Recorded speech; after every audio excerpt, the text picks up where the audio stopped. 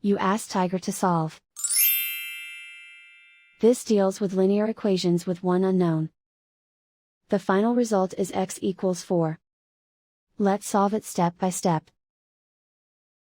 Simplify the expression. Expand the parentheses.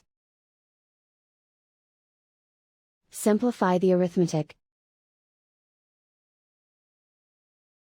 Group all x terms on the left side of the equation. Subtract 4x from both sides. Group like terms. Simplify the arithmetic. Group like terms. Simplify the arithmetic.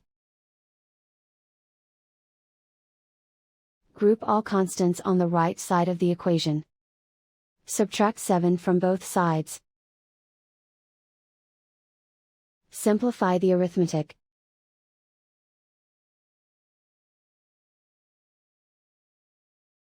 Isolate the x. Divide both sides by -3.75.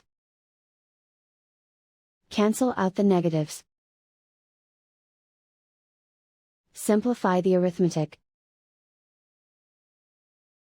Cancel out the negatives. Simplify the arithmetic. And so the final result is x equals 4.